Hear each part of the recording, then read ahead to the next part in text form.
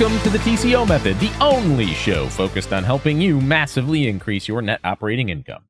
I am Andy McQuaid. Thank you so much for joining me for today's episode. And we're going to do something a little different today. Not that different, really, but today we're not going to talk about buying stuff or building teams or any of that good stuff. We're going to talk a little bit about who to avoid in your business. And I mean, honestly, probably in your personal life too. But for the purposes of this particular podcast, we're going to talk about cutting out the cancer from your life.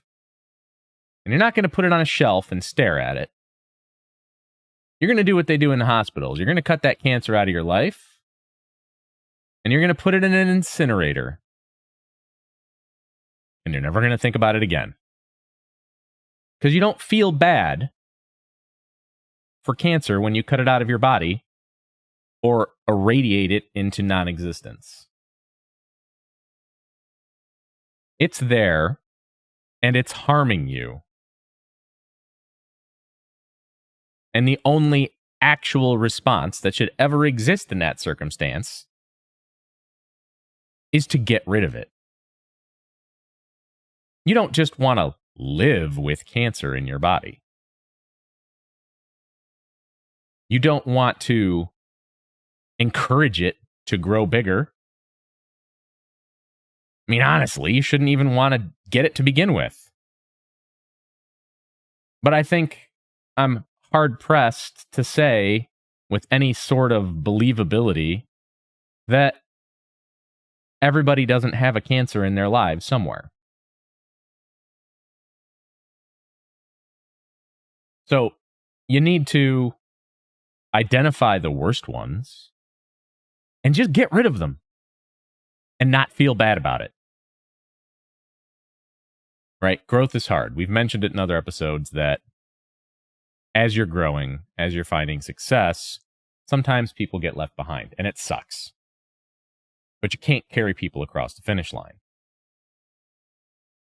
There's a difference between leaving people behind and not being able to carry them across the finish line and having people who are a cancer in your life that are just bringing you down.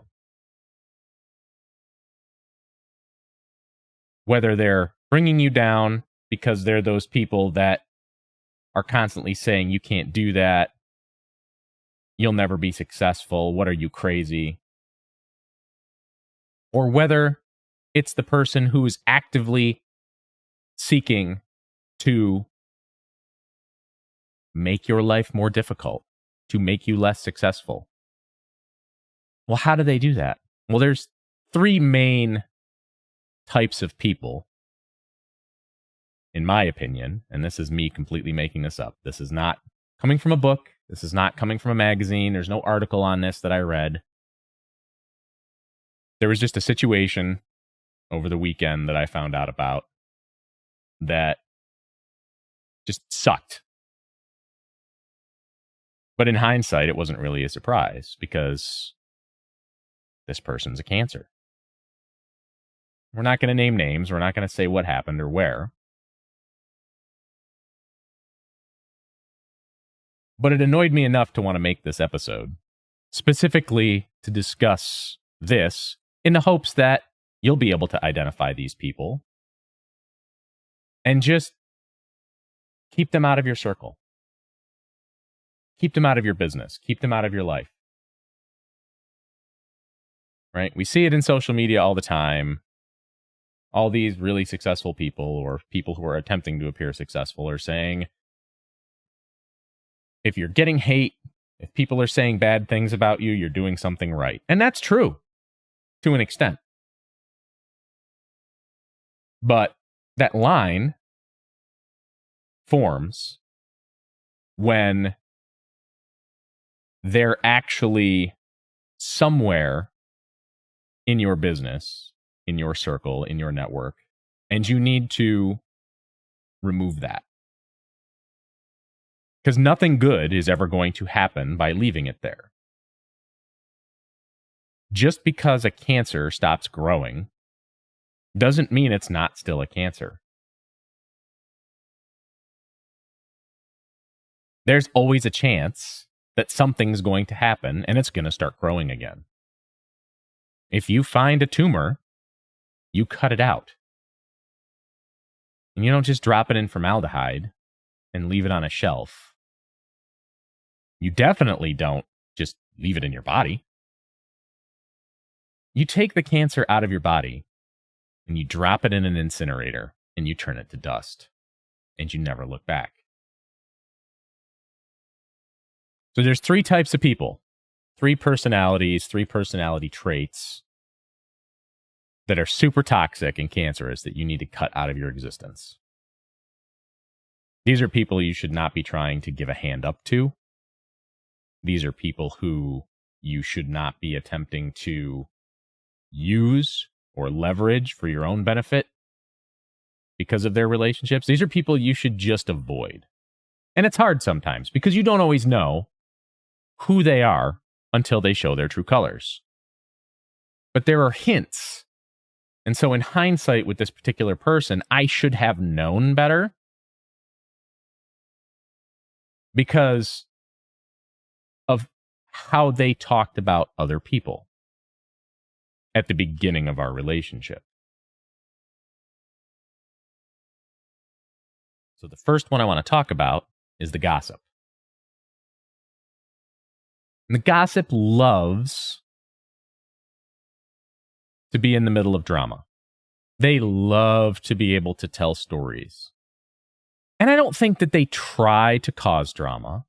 I don't think that they interject themselves into the middle of situations to make things worse on purpose.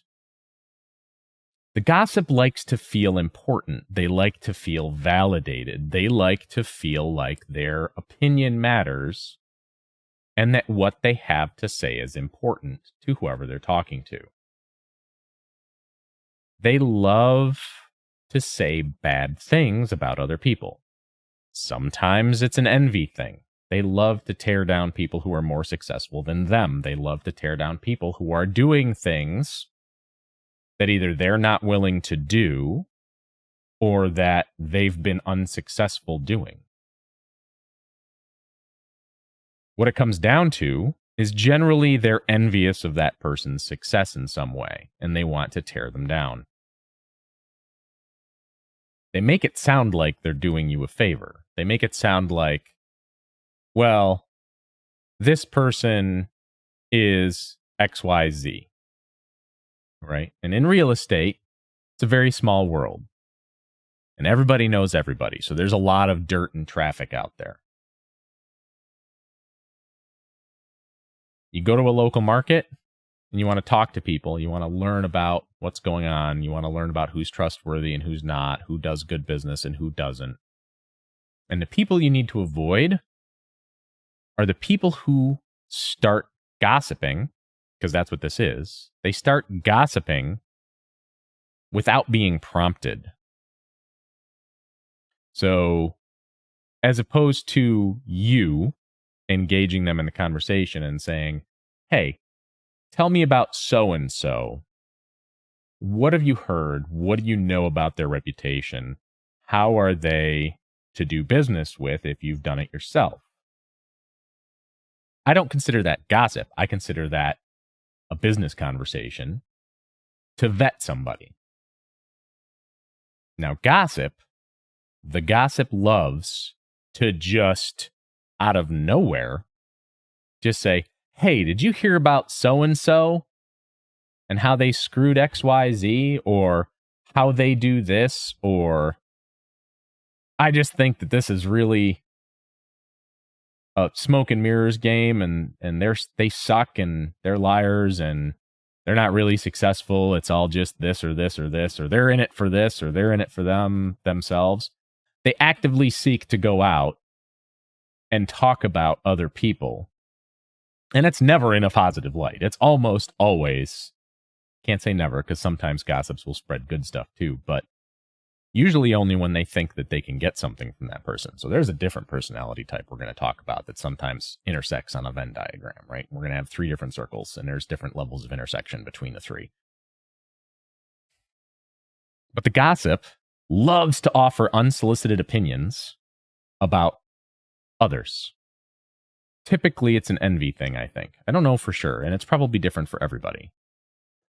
But they also tend to really like when people agree with them or when they can bring people around to their point of view and spread that gossip, right? It's a vicious circle.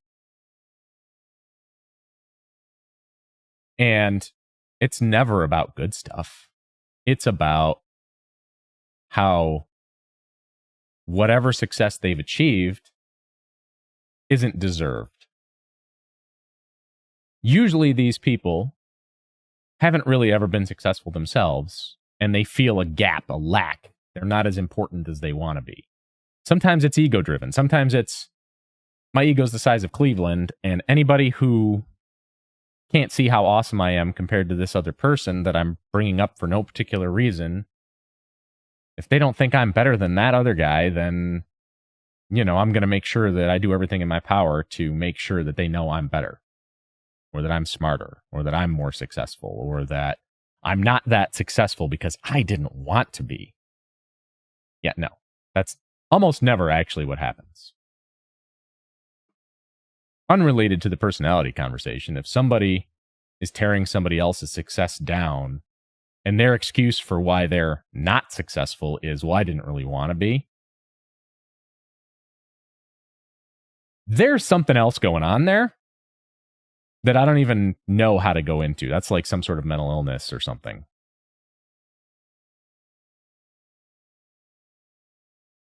Anyway, you need to cut the gossip out of your life. Because no matter what you say to them, it's never going to be held in confidence if they can somehow leverage that later to make themselves look better. That means there's no trust. There's no trust. There's no possibility of a relationship or a business relationship. Like, they've basically, by being that gossip, by coming to you and telling stories about somebody else unsolicited, that's a huge, huge red flag that it's somebody you don't want to be associated with in business. But these gossips, they thrive on focusing on all these negative things while trying to be something more themselves. But it's never something good. It's always from a position of envy, of tearing someone else down, of making them less, of making their achievements less. And it can be anything. It doesn't have to be business. It can be personal life. It can be possessions. It can be whatever. But instead of looking at somebody and being like, wow, they're super successful. How did they do that? I want to be like that. Or, wow, I tried to do that and it just didn't work out and I don't know why. Maybe I should ask them what they did. No, they got lucky. They didn't really do that. This isn't really success. I could have done that, but no. None of that is okay.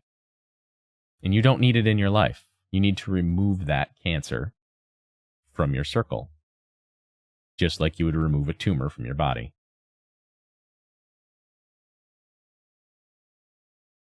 The next one that kind of makes me laugh, but is pretty dang true, is the cheapskate. Seemingly, it's unrelated to the gossip completely. Sometimes there's some overlap, but not always.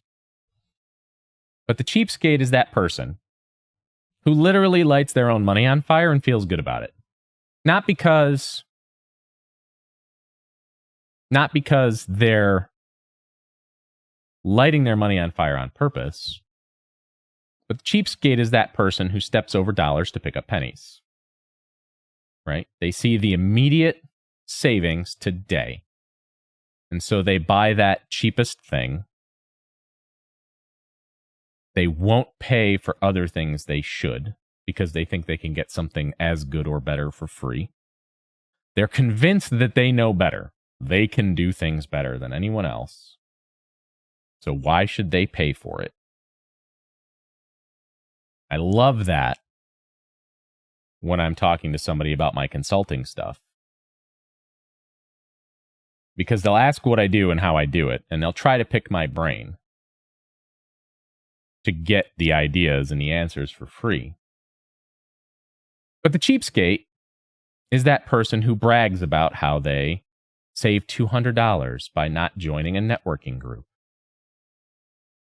Well, why should I sign up and pay $200 a year for this networking group, which, by the way, is pennies?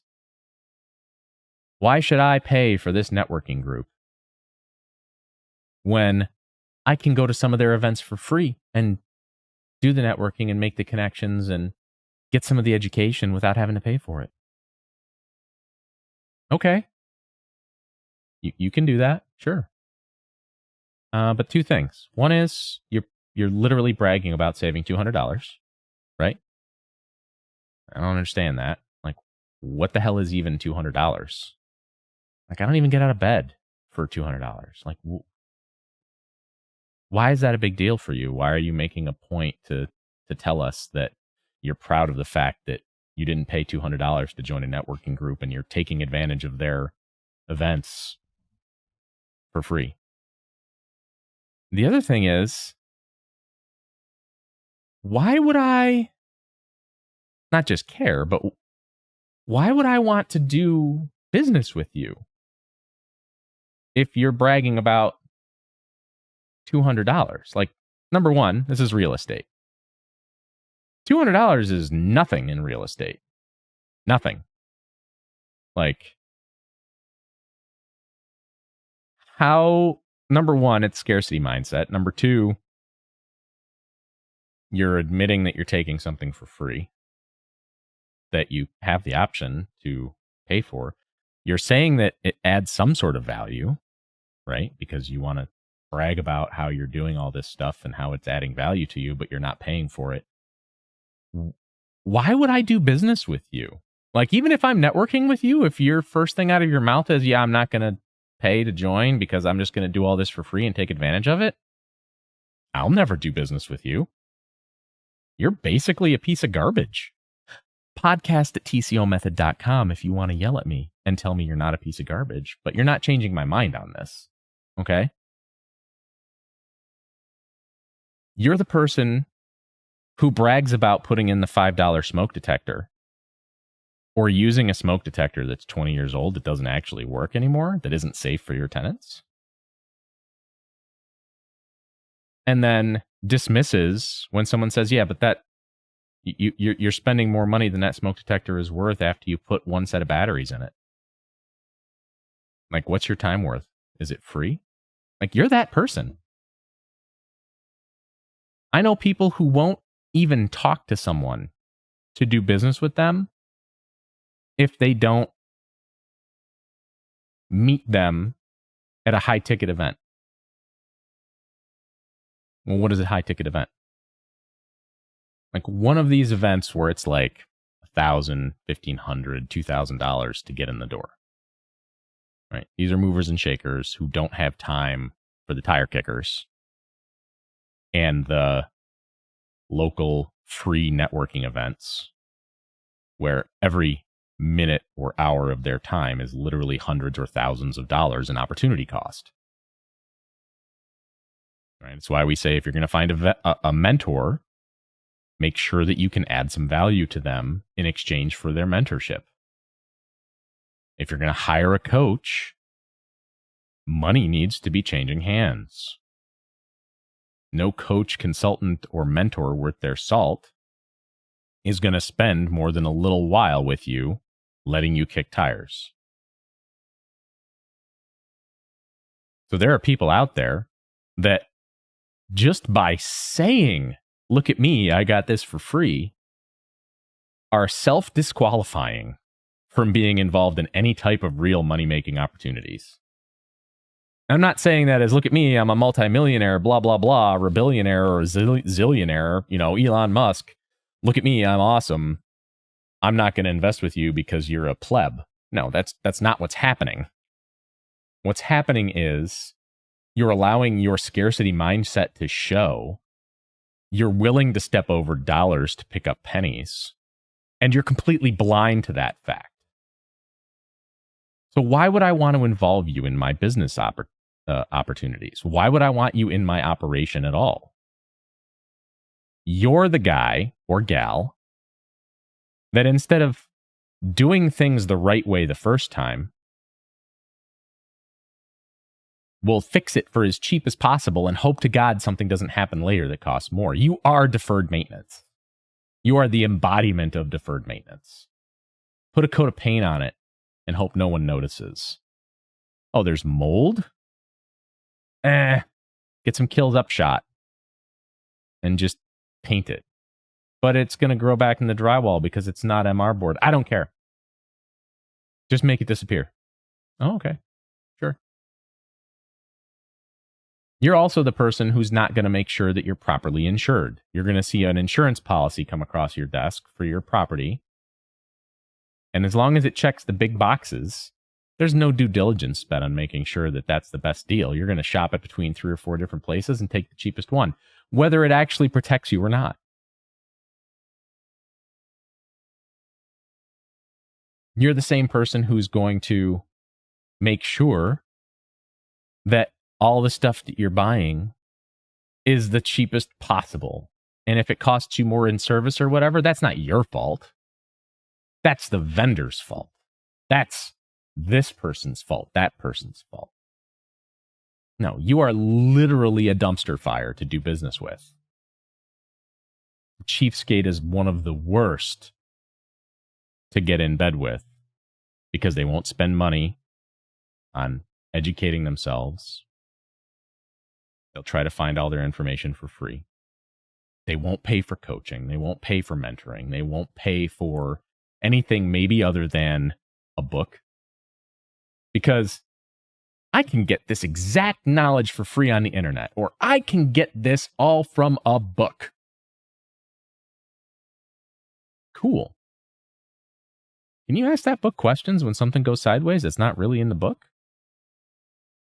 Can you talk to a book and get pointers on what might happen and what steps you can take to avoid things in your specific situation, your specific circumstances? No? Huh. That's unfortunate.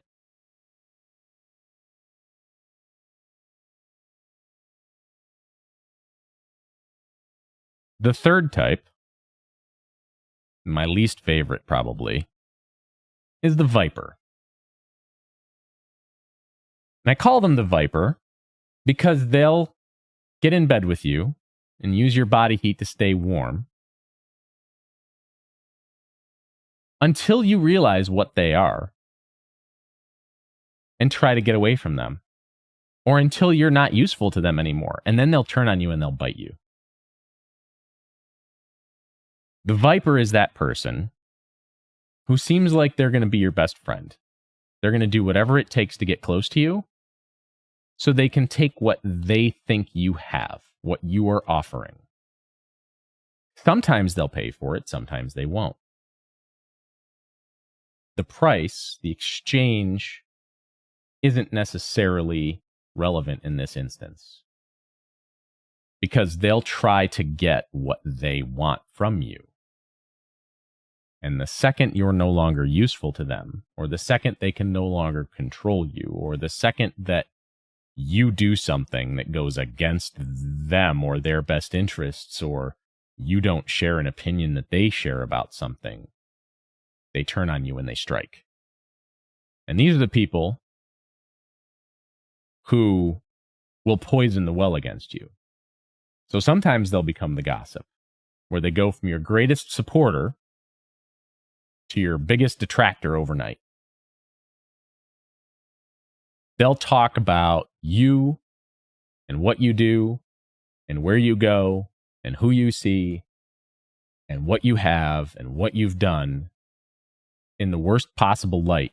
Not just because it makes them feel better, but because they want other people to believe those things about you. They want to make sure that people know that you are not okay and that they're better than you.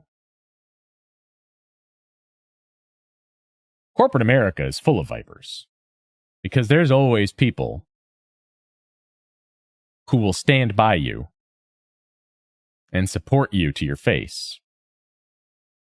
That as soon as something happens, even if it was them, they'll turn on you and they'll blame you for it.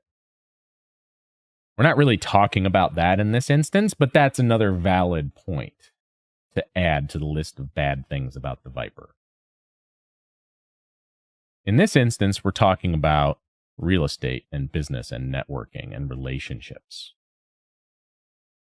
And you just have to hope that people know you well enough and think well enough of you in your network and in your client base to not believe when the viper comes after you.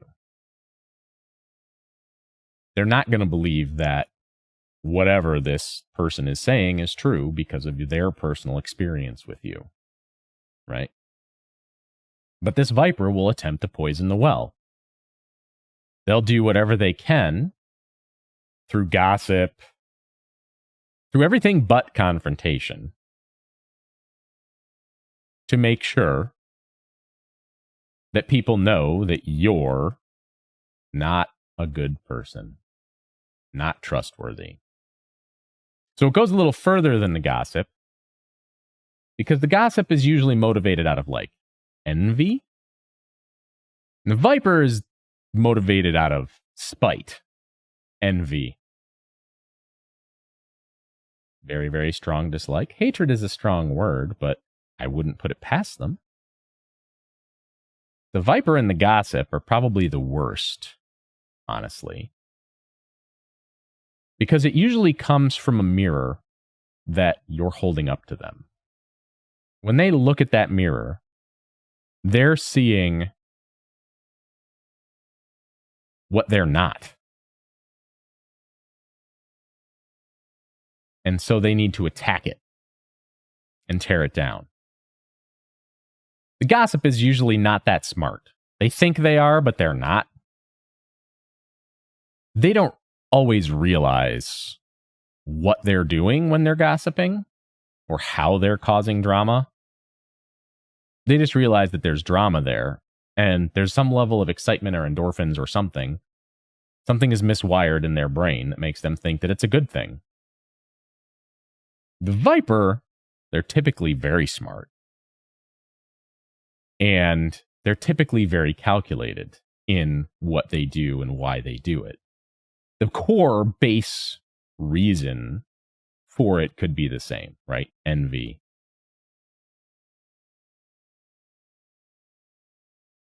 Anger at not being acknowledged. Anger at not getting what they wanted, or not being important enough, or not being able to manipulate, or whatever. But the reality is that they're both out doing the same thing to people. Now, the gossip will just shit on everybody, right? They're that pigeon walking across the chessboard, just crapping everywhere and kicking over pieces. They don't really care who they hurt because they'll deny it, number one, to save face. And they're pretty indiscriminate about who they gossip about. Nobody's ever as smart as them in their own minds. Nobody's ever as good as they are in their own minds. So they'll gossip about everyone to everyone. And there's no math being done on their part that things are going to get back to people and 2 and 2 is going to make 4 at some point, that they're the central thing in this, right? So the viper's a different animal because they're very smart and they're very shrewd and they don't do anything by accident. They also don't back down from confrontation. Like, you call them on their shit and they will double down. True or not, they'll do everything in their power to destroy you, to make sure that people realize who won that confrontation. I'm sure there are other personalities out there that you would want to cut out, but these three are really top of mind right now. So I want to make sure that people are listening, and, you know, we've done conversations about how to build your teams and how to optimize your focus on your own skill sets and bring other people into your circle to offset your weaknesses instead of trying to just be all things to all people and do everything yourself. The challenge with expanding your network, the challenge with making sure that you're not trying to do everything yourself, is that you're going to run into these people. And sometimes you don't find out who they are until after. All three of these are cancers, and they will drag you down. Right? You become the people you spend the most time with. Choose the right people. If they're vipers or gossips or cheapskates, you don't need them in your circle if you're ever going to go anywhere in your life. The point of this entire episode, partially it lets me vent a little bit about what happened this weekend. That's really disappointing and sort of should have been more transparent than it was. But reality is that two of the three personality types, right, the cheapskate and the gossip, tend to dismiss the success of others as either a sham or as luck, nepotism, privilege. It's never about building people up. On the surface, sometimes they might say nice things about people because it's expected. It's a societal thing, right? Successful people don't tear other people down. Step back and really listen to how people talk about each other and how they act when no one else is looking. That's going to be your best indication of who you want to spend your time with and who you don't. Because if they're sunshine and rainbows, butterflies and lollipops when the spotlight's on them, but then when it's just you and them in a room or them and someone else in a room, they're shitting all over everything like that pigeon on the chessboard and all those internet memes, it's probably not somebody you really want to do much with. Anyway, now that I've made everybody really happy, and this has been a very positive episode, let me tell you, I'm done ranting. I would really love it if everybody listening would go to YouTube, hit that bell, and subscribe. Even if you don't watch every single episode, every person who subscribes helps get this into the algorithm and into the feed of people who can take advantage of the information that we're sharing and use it in their day-to-day business and in their lives, hopefully. Same thing if you are listening in podcast land, wherever podcasts are found. Apple Podcasts, Spotify, TuneIn for my listeners in Europe, iHeartRadio, anywhere else that you get your podcasts, please subscribe and leave a review. Every single review, every single subscription helps the show. I'm not asking for money, but if you want to give me money, I will take it. You can go to tcomethod.com/support and you can throw money my way. Love you long time.